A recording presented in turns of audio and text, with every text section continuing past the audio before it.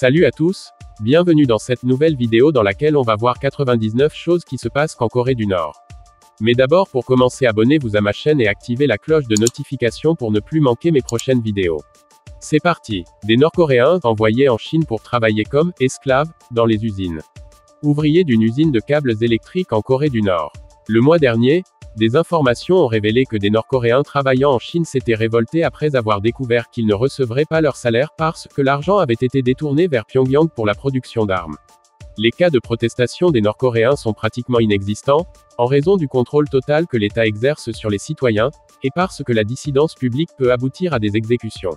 Les troubles signalés, bien que non confirmés, ont suscité des inquiétudes quant au bien-être des dizaines de milliers de Nord-Coréens qui travaillent à l'étranger et gagnent de l'argent pour le régime.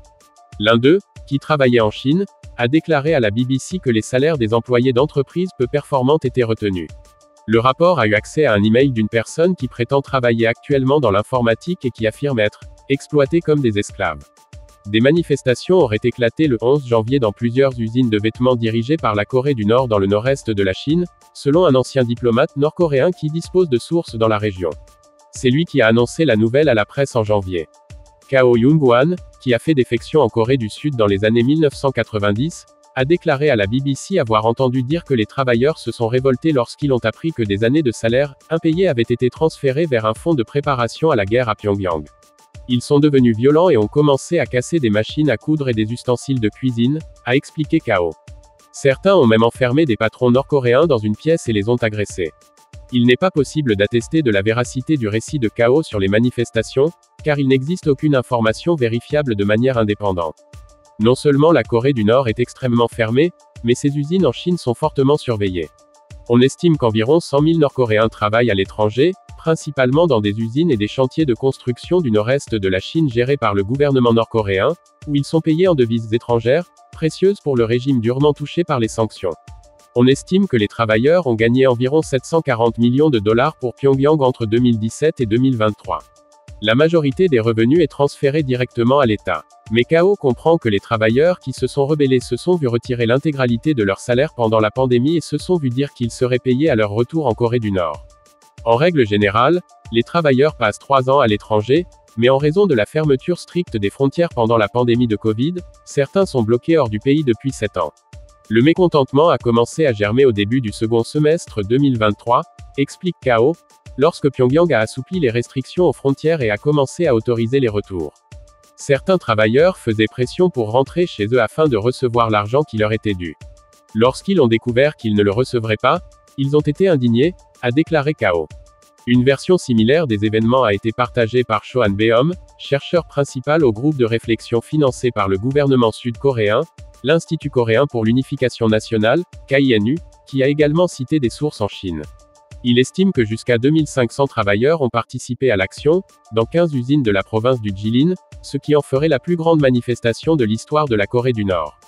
Même si les protestations ne peuvent pas être confirmées de manière indépendante, nous savons que des dizaines de milliers de travailleurs nord-coréens à l'étranger sont maintenus hors du pays et se voient refuser au moins une partie de leurs revenus.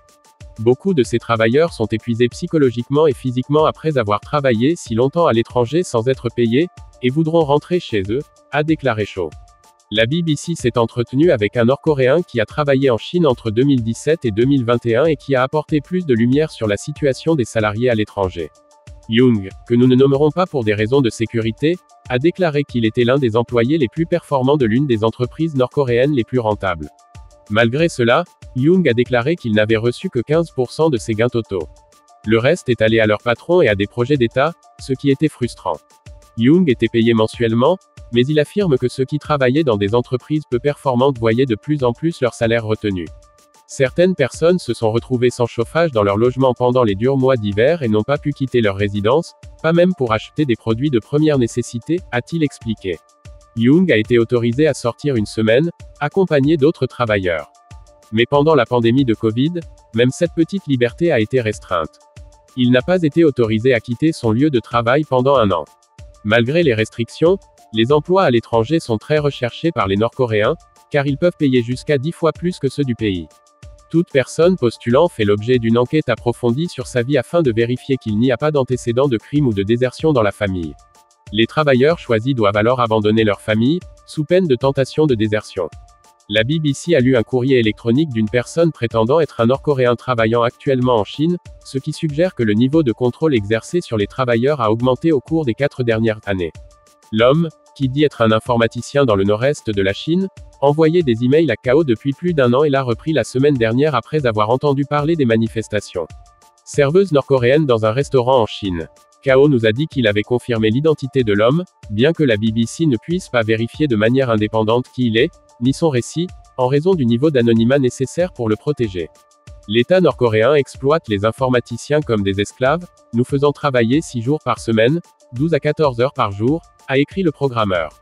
L'équipe travaille de nuit pour des clients basés aux États-Unis et en Europe, a-t-il déclaré, souffrant de manque de sommeil chronique et de nombreuses maladies. Dès son arrivée, il recevait mensuellement entre 15 et 20% de ses gains, mais en 2020 les versements auraient cessé. Puis est venu un ordre des autorités de Pyongyang, a-t-il expliqué, exigeant que les autorités enferment les travailleurs dans leur logement la nuit pour les empêcher de s'échapper. L'homme a détaillé dans son email comment les managers subissent des pressions pour faire honte publiquement aux employés peu performants en les giflant devant tout le monde, puis en les battant jusqu'au sang. Les plus performants sont récompensés par une visite dans un restaurant nord-coréen, où ils peuvent choisir l'une des serveuses pour passer la nuit. Le meilleur employé du mois a le droit de choisir en premier. Il accuse les managers de profiter des pulsions sexuelles des jeunes pour les inciter à rivaliser et à gagner plus d'argent. L'ancien travailleur étranger Young a déclaré que de telles sorties étaient également courantes dans l'entreprise pour laquelle il travaillait, ajoutant qu'elles sont devenues plus fréquentes pendant la pandémie de Covid, car les travailleurs étaient coincés à l'intérieur et extrêmement stressés. Les hommes restaient tard au restaurant et les femmes étaient payées, a-t-il expliqué.